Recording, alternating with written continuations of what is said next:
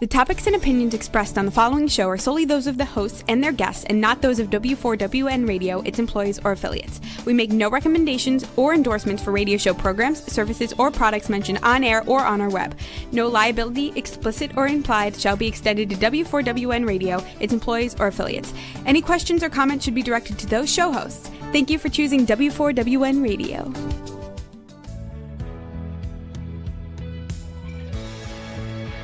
Welcome to Success Secrets Exposed with Sally A. Curtis, where we share stories of challenge, success, and inspiration along with practical tips and strategies to move you forward to your success. And now, here's your host, Sally A. Curtis.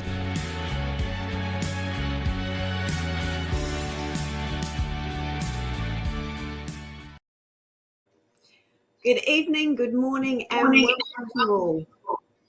It's our monthly episode of Marketing Magic, not Success Secrets, I suppose. So it's Marketing Magic today with Celeste and I, and we're going to be talking about how to start your business idea. So I'd love to kick it off.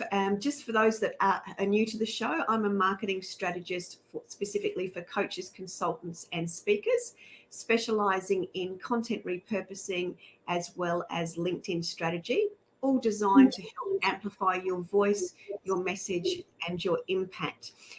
Celeste? Hello, I'm Celeste, and I'm also a marketing strategist. I'm the owner of Lustosa Marketing, and we specialize in supporting businesses that service providers with end-to-end marketing strategy and implementation. Beautiful. So we have both started our businesses at different times. I've been in business for 12 years with a variety of different evolutions, and Celeste is a little bit newer to the game. So I thought we'd start off by asking, I'm going to ask Celeste this question first, is how did you go about starting your business idea? So I think one thing that I've noticed, so I've started my business just 18 months ago. But I've been working in marketing for over 20 years. So I think there were a few different aspects in my case. One is that even though my business is new, I had enough knowledge and skills and confidence in what my business was going to provide to a client. And I think that's really important. Like I wasn't really a newbie. So all that experience that you have in something, in the skill of doing what you're doing or the service you're providing, you bring that to your business. So don't get caught up in, I've only been in business 2 months or 3 months. Or if that's something you've been doing for a while and you're bringing that skill set and that knowledge to your business, it's off to a good start. The other thing for me was really understanding the market I was about to serve. And I think we're going to explore that a little bit longer in this episode, but it's about a great idea it's great, but if it's not serving someone else other than you, so you had the idea and you're a big fan of it, that's not enough for a business. So I think people spend a lot of time on the idea, but they don't spend enough time in researching the market that idea fits into. Yeah. So just remember, your business is not to serve you, it's to serve someone else. So is your idea something that other people are seeking? Is something that is addressing someone else's issue? In my case, obviously marketing is such a big kind of area. So you could go to many different ways of providing it. So I've identified in my 20 years in market a niche, like people seeking for marketing agencies who are end-to-end, who could just do anything for them, become their marketing department. But we have a more affordable option for people with smaller budgets. So I've identified and I've studied this for years and years before I actually marketed myself this way. But it was an agent service at an agency level, but that can accommodate any budget. And I think these are very important things. One, is your idea really serving someone else? And two, what are your skill sets and knowledge in the market you're about to serve? Yeah, beautiful. So if I just add on to that, you've having all of the years of experience in the industry that you've actually built your business in, you're actually able to do your, I suppose, research and development whilst you were delivering as an employee, that enabled you to refine and come out as a self-employed person with much more specificity. Would that be right? Yeah. Yeah, so you did your market research whilst on the job, so to speak, to be able to bring something to market that was really, really needed. Yeah, and I think that's obviously worked very in a positive way for me. But for people who are listening, if you're not in their market, so we know lots of people, especially after the pandemic, came from being just a mom and then starting their own business, or being from changing, completely shifting into what they were doing. They might have been doing admin and now they started a business with something that they can do. They create, candles or accessories or clothing. So don't get intimidated by the fact that you weren't in that industry, because we're so lucky these days with what's available online. So you can do so much research, but you gotta take the time, sit online, sit in your computer, make notes, go to businesses that are doing what you want to start, check their websites, check their track records, check what their clients are saying on Google. So there's a number of steps and different things that you can research online to get that good head start as well. Yeah, absolutely. So I'm going to say I'm the complete opposite of Celeste. I've been in business, as I think I mentioned, about 12 or 15 years, and I've had a variety of different evolutions. So I'm a wing it, leap of faith and wing it as we go girl, which may surprise a few people. But what I've learnt and what I was very, very good at was failing forward fast, because through failing forward fast, you actually find your actual successes. Yes, does waste a little bit of time, and you do go through a little bit more money than being a little bit more if you were a little bit more strategic. So I will just put that caveat on it. But I've also a really big fan of modeling from other people's successes. And that has certainly served me very, very well. So just to give a bit of context, my business originally started, and I've got the 6 business models to talk to you about what is available in my industry. And it was when I was looking at those that I actually realised my business and my businesses do actually cover a variety of different business models. But my business model started as I started as a freelancer working for other people. And then I did affiliate marketing because I did promotion for speakers, etc. And I was a freelancer in that I did business development for speakers. Then I helped them put bums on seats in their events. And then I started coaching speakers to do the same thing. And then I created a consultancy and an agency to help support those businesses. And then I created information products and online programs and then software to assist with that. So even though there's been lots of changes in that, and that's where I sort of say I've failed forward faster, is by being in action, I was able to see quicker where the gaps were, model what other people were doing really well, fix the problems that the marketplace were telling me that they were still having, even though there was other people's solutions out there. So I was able to tweak something that was working and make it better. And then I was able to continue to do that. So that's sort of been my strategy, although I will say I didn't actually realize that was actually the strategy where I do have that look, learn, launch, look, learn, launch. And it was only having an interview yesterday with somebody about how do I do things that I actually worked out that I had a repeating pattern of success to grow and scale my business. So for those that just wing it and just want to take that leap of faith with a really great idea, it is possible. Like Celeste, I had lots of different experiences, but my business over the time has certainly evolved dramatically simply because I've kept my ears and eyes open to see what problems were still occurring in a marketplace that had lots and lots of solutions already for the clients that I serve, but listening to what was still a problem with those solutions and coming out with something different or another way to improve or to help them save time. So you can do it both ways. I do say if you're a little bit more strategic like Celeste, you don't waste as much time, and perhaps you certainly don't waste your money or your resources.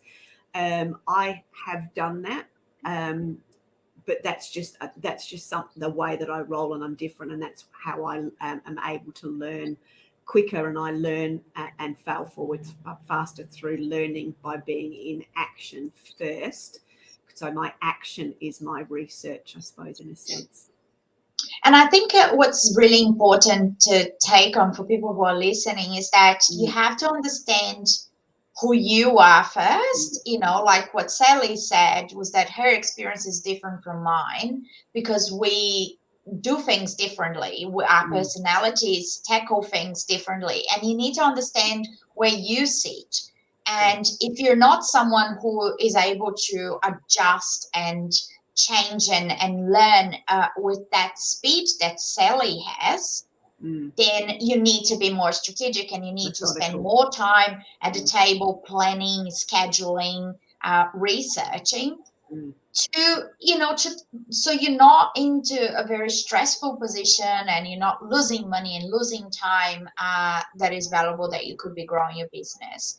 And there are people like I need to have my list, and I need to have, even though I am learned with experience how to adapt and change and shift gears, I like to have that structure first. It makes me operate in a calmer way. And I think that's really important too, the mindset and how your personality adjusts to the business model you're creating. Very much so. And I think for me, and this was part of the conversation I was having with somebody yesterday, because everyone refers to me as being so systemized and organized. I was not that. But because I like speed and failing forward faster to gain my success, by gaining the success and modeling off other people's, I've worked out what the formulas are. So therefore, I actually do have checklists and to-do lists, and everything has become structured and systemized because I now know what my racetrack is. I know what my success formula is, and I can adapt to it. So I think, as Celeste has said, it's very, very important that you know where you're most effective and comfortable. So there's comfortable and stuck, and then there's effective and comfortable, but it's actually finding that balance of those two elements. Yeah. Thank you so much. Yeah. Thank you.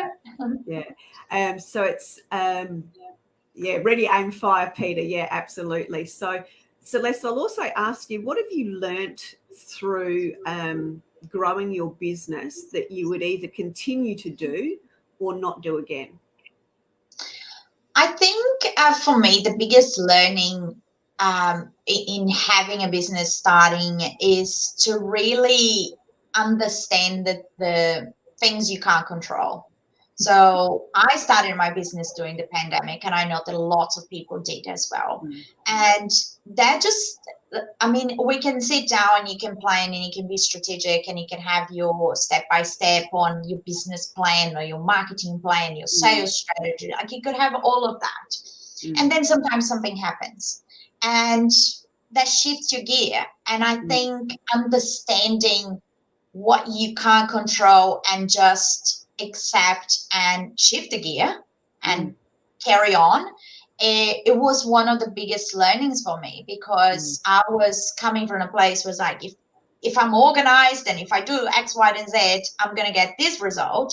And it's not like that. Business is not like that. And sometimes when we go from working for a big corporation, so I was working for corporations that I had a whole finance team behind me. I had, a sales team behind me. I had HR. I had all of those. I had sick leave. I had leave, where I could just take some time off. And I think you need to understand, as a business owner, obviously this is how we structure our lives around being someone's employee from an organization's perspective. And you start your own business, and 99% of people are going to start small and then grow and evolve. So when you start, I haven't come across too many business, unless you've been acquired by someone else bigger, that is started with an entire, HR department, an accountants department, and a marketing department, and all of those things in place. So then you realize it's not just having the hat that you have. So my hat as a business owner is not just the marketing hat anymore. I need to understand accounts. I need to understand outsourcing. I need to understand all of these other areas. And I think lots of business owners don't come prepared for that. They have their skill, they have that passion, and they want to stick to that. And I think if I could recommend anyone thinking of starting a business to read the E-Myth book, I think it's a must. And I've read that book after I started the business, and if I could recommend everybody read it before you start, it could be a really helpful thing. And actually, I'll just add to that, because one of the things I see, and I don't want to inspire people necessarily to do the whole leap of faith and wing it, because it can be a stressful place. I'm okay with that. But I will say, when I was married and I had somebody else there and another income coming in, it was very easy to do that. But when you become a single parent, or things change for you, it changes things. So for me in that moment, the stress level changed for me. My abilities and the way I could do things and the way I operated remained the same, but there was a very different stress level, because it was all came down to me. And I think that's the stress that I see particularly with the coaches and consultants that have been in corporate land, where they've had their executive assistants, they've had all of those different team members behind them. They go out on their own. All of a sudden, they feel isolated, and they don't have all of that support around them. So they're now juggling all those hats, as we've said. So for me, one of the really critical things that I would highly suggest when people are launching a business is obviously to do the research and to sort of be a little bit prepared. But make sure you've got some trusted advisors, or some alliance people, or some trusted people in your network that can be your sounding board, or can help you solve and overcome problems, or can just be there when you just need to talk something through, because you know the answer, but you just need to talk it through with somebody. So I think that's one of the critical steps that a lot of people diminish or forget to have around them, because they want to be big and brave and they want to do it all on their own. And that's cool. And it's great to model off other people's and to sort of be able to say you did it on your own. But one of my guests that's coming up in a couple of months, she's coined it perfectly. So I'm just going to reiterate what she said. And this is Scarlett DeBreezy. She said, growing my own business was not a DIY project. No. And that's the thing. And I think these days, what I've noticed is that some business owners might not know personally the people that could fit into a mentor position or a coach position. Mentor more than coach, because lots of people starting don't have money to pay for a good coach. And we have to appreciate that. In the beginning, you're counting where you're putting your dollars to, and coaches can cost a fair bit. The return of investment is absolutely there, but if you don't have the money to invest to start with, it's really difficult. So finding mentors, people who have been there, who have experience, they started their business. And what I've noticed, like people like you and I are in a position where we know these people on a personal level, and we could tap into them and say, hi, can we have coffee once a month?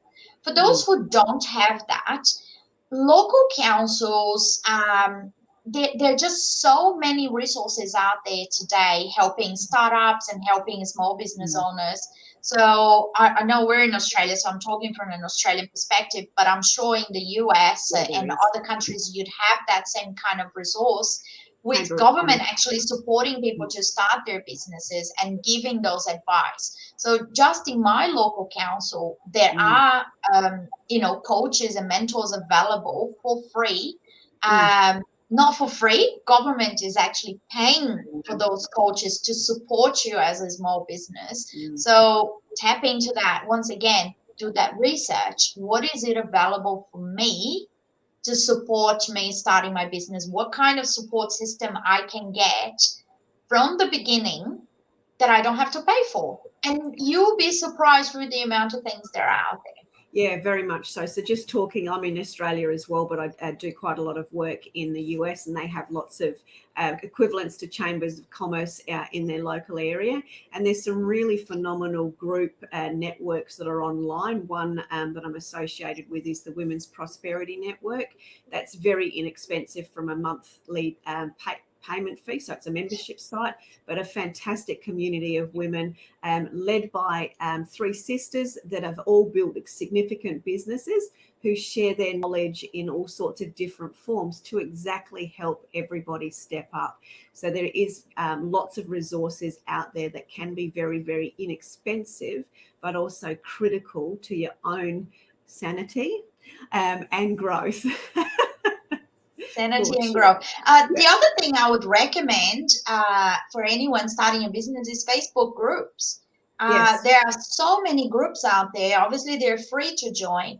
And what do you have there? Not only usually have an expert driving it, where you can get some resources and information, but you also have a community of people who are looking for the same things as you, that you can engage with. You can throw questions out there. You can share experiences. You can share successes. One of the things also business owners need is that little spot where you can celebrate.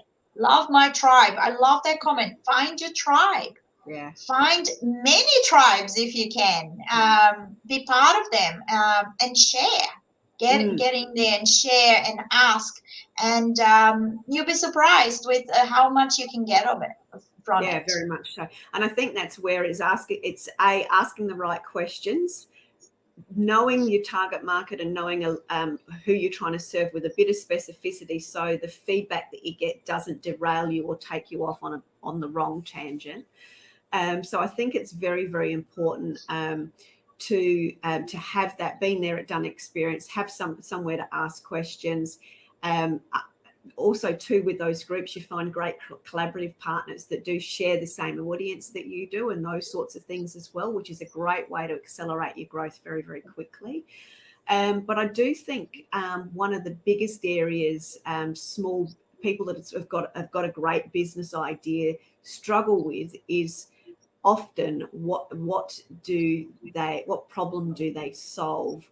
So I think that's probably a little bit of an area to just sort of express some of our ideas or what we may have done to help find, what's that business problem that I solve. And I've just got a bit of an example here that sort of crosses between the two of our businesses. And that is a fitness example.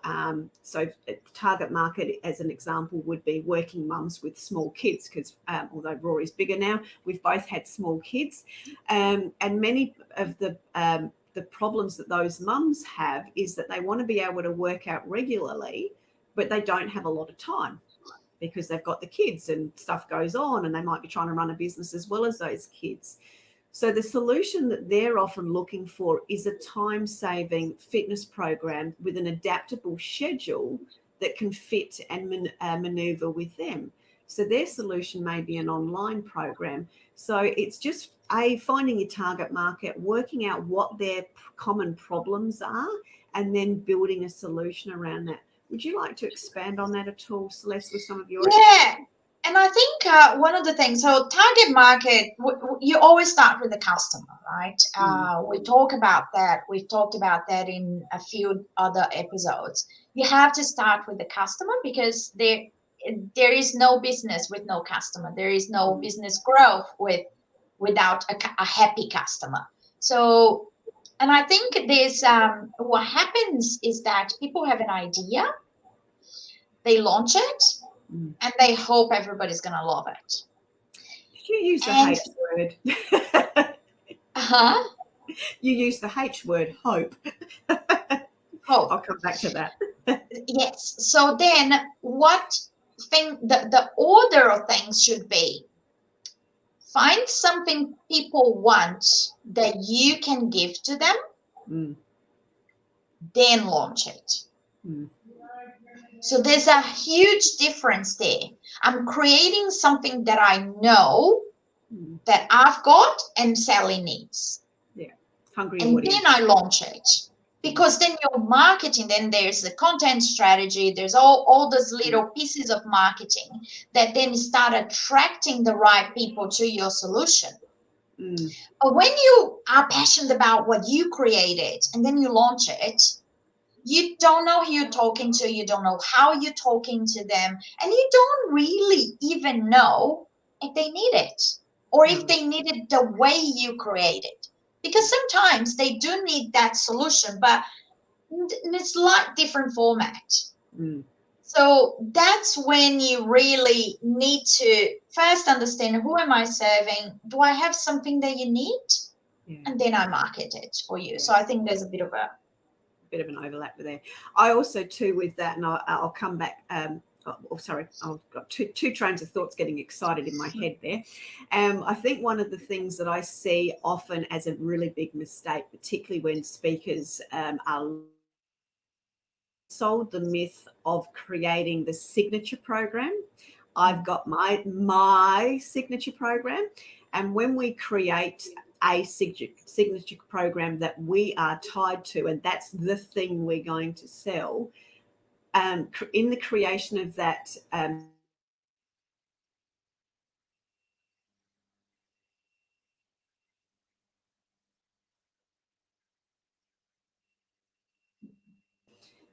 oops, just was watching that, just pause there.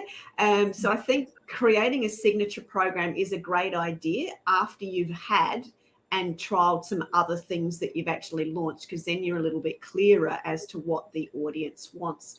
And that comes back to, I suppose, my methodology, which is look, learn, launch, tweak, repeat. So one of the things that I learned from my mentor in the last few years was that to launch many things in a 12-month period. So an example of that is I launched 15 different types of programs, and I keep 3 of them that remain and are good sellers. But I don't find that 3 unless I've actually launched a couple of things and tweaked it along the way. So it's a case of launching and then keeping what actually works. So the look process is look for what people are saying they want. Look for where people are frustrated going, I love this mentor, and I particularly in Facebook groups, I love what this is doing, but I really wish it had X.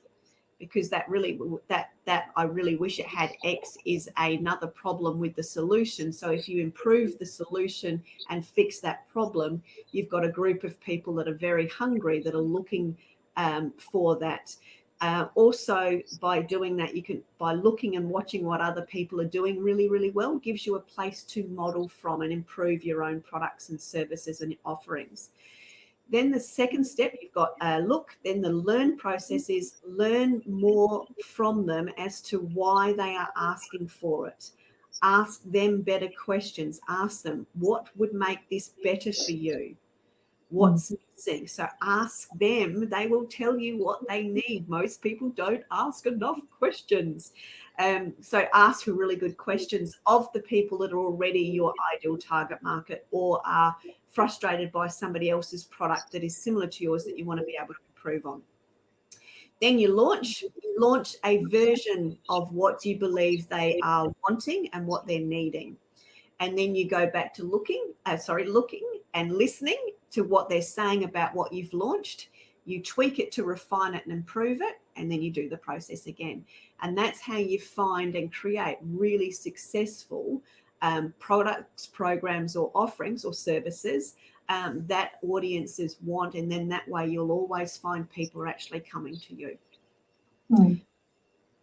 I'll also go to the hope question, because I hear, I've done all this, I hope people come. You then have to go back into this is Sally Rant coming on, you have to go back into planning and creating some business development and some marketing and doing some actions so people can find you. I interrupted you, Celeste. I'll let you continue. No, what you said was spot on. And I think it's just, I think starting a business, there's a few steps you need to take. You need to really, it's not as simple as it sounds. I think sometimes people minimize the, systems and steps and processes and clients and research, which is fine in the beginning, but at some stage you're going to have to catch up with all of that, and especially if you want business growth. I think the other thing I wanted to mention about starting a business is competitor analysis. Like, there's a reason why competitor analysis has been in every single marketing plan since marketing exists. And it's never going anywhere, because one of the best ways for you to understand your customer and what your customer needs, what is the gap, what are they not happy about, is by checking out the competition and the people who are already doing it. These days, with people really being online and loving to give feedback, it's so easy to understand what is frustrating people in an area that you service. Because if you go on, and once again, you have to take the time, sit down and just read. But if you go, like from my perspective, if I go to other marketing agencies and start reading the Google reviews, it's the easiest way for me to understand what my competitors are doing that people are loving, what my competitors are doing that people are hating, and what's really frustrating them about my competitors. So there you have, today, doing a competitor analysis is pretty much spend a few hours on Google reviews for new competitors, and it's all there because people have been so vocal when they love you and when they hate you. You don't have the in-betweeners. If people are just meh about you, you won't see any reviews. But if you go on good reviews, you're just like, people are really appreciating that these people are responsive, that they answer to my emails, and they then this is something that your customers value and need, and it needs to be on your priority list. So you then start building your own little plan of what's really important, what are the musts, and then what are the wishes that have not been granted yet.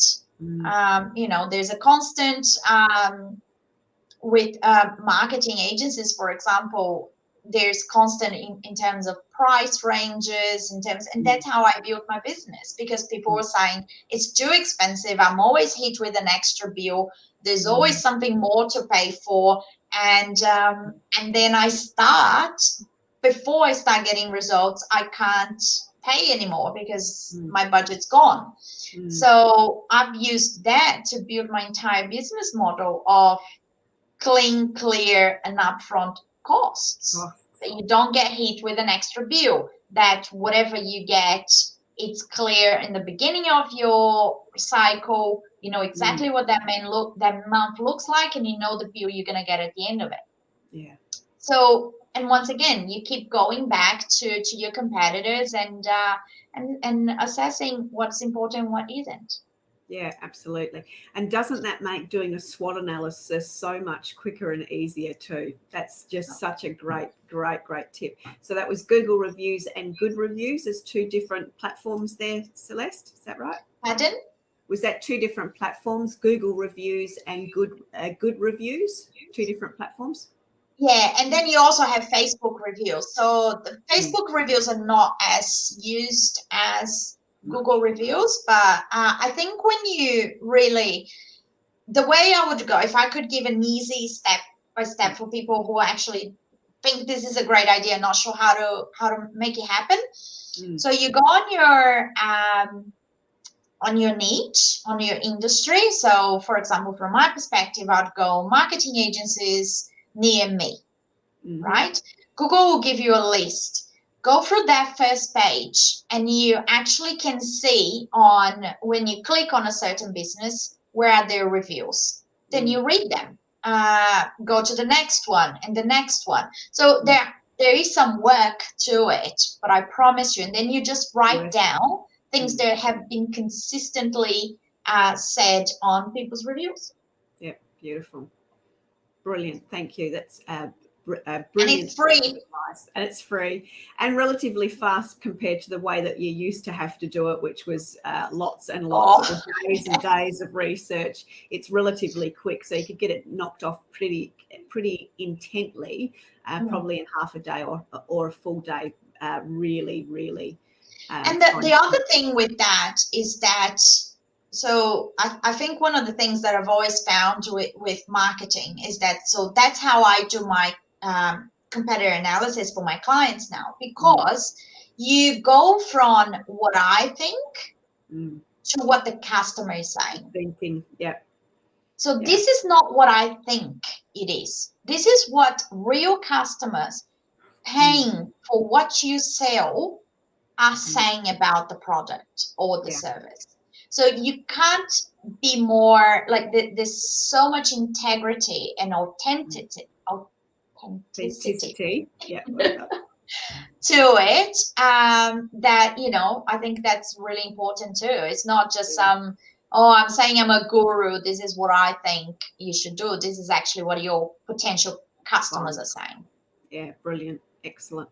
And one of the other areas that that makes up good success or successful businesses is having both a bit of a doing their market research, which we've talked about, is also building a bit of a business/marketing plan.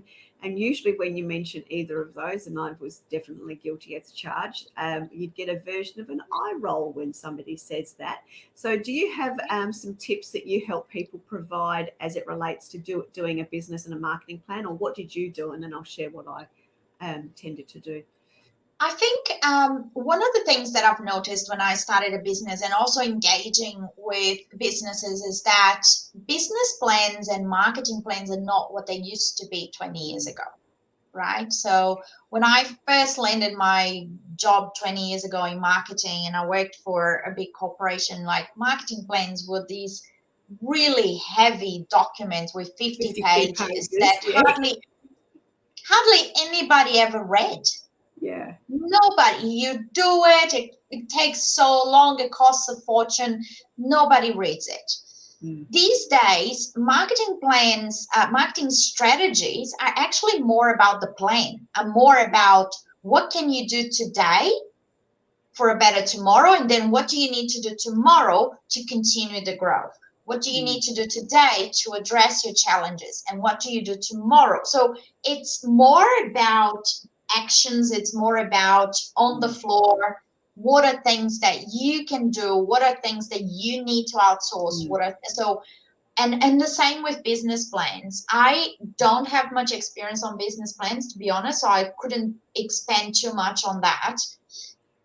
But I did my own business plan very simplistic. Like I didn't get caught up into, oh my God, there's the 35-page structure just for your competitor analysis. I just focused on my point of difference, and it kind of crosses over with the marketing one a little bit. I don't know if it's because it's me and I've got eye for marketing everywhere, but it crosses over because business is about customers and marketing is about connecting with the right customer. So I think there's an easy crossover, but don't make it more difficult than you can handle. It starts somewhere. And I think there are key points that you need to start with, which is your why are you starting, your idea, your customer, and then, content channels, like what is it going to look like in paper? So I can say all these fancy things about lead generation and lead conversion rates and, all of that. What does that mean to you? It means, where can I get people to see my brand? What are the right channels for me to be in? Do I need to be on social media? Do I need to do emails? Do I need to have a website? Keep it simple. Put your top 5. What are the top 5 things I need to focus on? And because if you're starting small, then redo your plan every 6 months and review it. So instead of also trying to do a 5-year plan to start with when you're not ready, because lots of things are going to change in your first year in business. Yeah. Lots of things. You'll learn, like Sally said, you learn, you adapt, you change, and you change direction sometimes. So maybe what I would recommend, until you're a little bit, more mature in business, maybe for the first 5 years, do 6-month plans. Yeah. Instead of going to the 5-year plan that we used to do for big corporates. I don't think that might work for you to start with. Yeah, very much so. So for me, I'm a one-page girl. As far as both my business development and my marketing plans would go. So I've, even though I talk about flying by the seat of my pants, I've usually done a bit of I call it a brain dump onto a sheet of paper, but I've learned to have just a simple one-page sheet of paper, which I've got just here as I was writing my notes going, oh my God, this is what I do. And I have that page cut in half, and I have the top half is marketing and the bottom half is business development. And then I have the why, what, and then how, but the what and the how is actually within the same section. And I go through why am I doing this from a business growth perspective? Why have I identified this as an opportunity? Why would I how would I demonstrate that why from a marketing perspective? And then I go, what am I going to be, who am I delivering it to? And where, and then who from a business development is, where do they play? Where will I find them? Who are they specifically, etc. So I've got both the actions as well as the business development and the marketing strategy on the one page. But I just go through just to repeat that. Why, what, who, and then the what and the how become relevant. So when I know who I'm serving, whereabouts they are, I know what my actions are, as well as the marketing story or conversation that I need to have with them. But I often have done that just on that one page with a line through it. I used to mind map it, but that tended to be a little bit more chaotic. So I've got stuff above the line and below the line, so I can sort of see what the differences are, but also align with the commonalities. And I think if you've got just that bit of an idea of why you're doing it, why it's relevant to your audience, who your audience is, what your audience is really looking for, and how you can actually deliver that. And with that knowledge of your clients, you can actually work out what your priorities are. As an example, it might just be a really, really simple website, which you can create on About Me. So just something really one pager, or you can create a really solid LinkedIn profile and just make sure you've got some collateral that you can then take to people when you talk to people. Because one of the biggest actions people don't do in their business when they first start out, they don't walk the streets, pick up the phone, or share what they do with people. And that's where that little comment of the hope sort of comes in. They hope people are going to find their website, or hope people are going to find out about what they do. But the action is you actually need to go and talk to people, have coffee with people, have conversations, pick up the phone, tell your friends, and share with people. And that's where I believe good quality collateral, even if it's just your starting point collateral that you don't have to spend a lot of money on, but at least gives people a bit of an idea of who you are, who you serve, and what you can do for them. And if you've got some collateral like that, you actually now are in action. You actually are in momentum. So that would be some of my tips, is just keep it really simple, mind map it, put it on a one pager. Just get your thoughts out of your head so you've got a clean head so you can focus on what you need to do. If I could just suggest, I'm big on, like, if you're starting, get some books that can really help you. I know I've mentioned the E-Myth today. There's a book called The One-Page Marketing Plan. I believe the author is Ellen Deep. It's life-changing. So if you don't have experience with marketing and you don't have money to outsource it, you know, not everybody can start their business and hire us, Sally, to come and do their marketing strategy. If you do, please, we'd love to help you. But if you don't, so the one-page marketing plan, and it gives you a simple page what to fill in to really get started with who are the people you service, where you find them, and how to attract them to your brand. Yeah, beautiful. So just a bit of a recap, because I think we're getting close to time as always, and we've had a really good in-depth conversation, is coming back to your basics, get your idea clear, do some market research by using your Google reviews, look, learn and listen as to what the audience is still saying so you can provide a better solution than what's already there. So that's sort of plays into my know your target market intimately, what they're really looking for. Remember that people around you can be a support to you. So make sure you've got some key people around you to support you. Learn from people with been there and done it experience. So model off other people's success systems. Do a little bit of your research in your one pager. And one of my last key tips is make sure you're setting yourself realistic goals with relatively realistic timelines and expectations, and know damn well it's all going to blow up in your face at least once, and you'll just retrack and do it again. So expect blowouts. Timelines will blow out, goals will blow out, something will blow out. Be okay with that and know that's going to happen in advance. Celeste, would you like to add to anything of that? I feel like I missed something. No, you actually covered everything that I was thinking, and I think we've addressed. And I think, just one last thing I would say is just be kind to yourself. Yeah. You get it right, you get it wrong. Understand that it's okay to get it wrong, and as long as there's some learnings that you can take on and that you can apply for the future, but don't be too hard on yourself, and try to have some fun with it. There's so many great people you meet by starting your own business and create connections. I think someone mentioned on Facebook as well, find your tribes and find support in them. But be kind to yourself.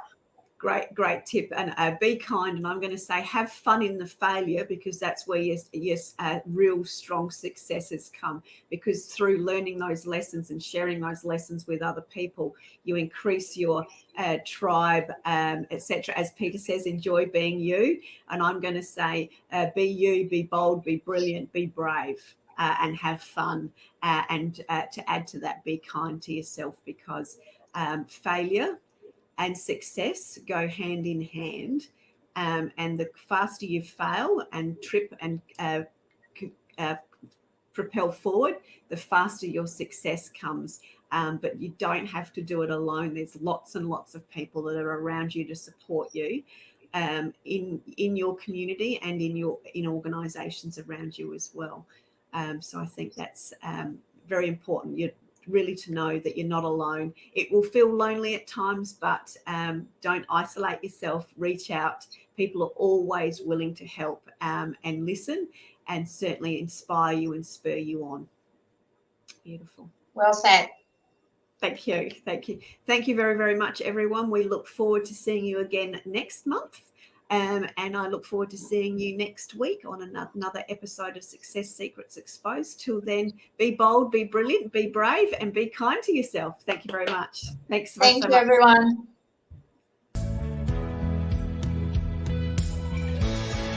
That's it for this week's episode. Thank you so much for joining us. I trust you got some inspirational tips to move you forward.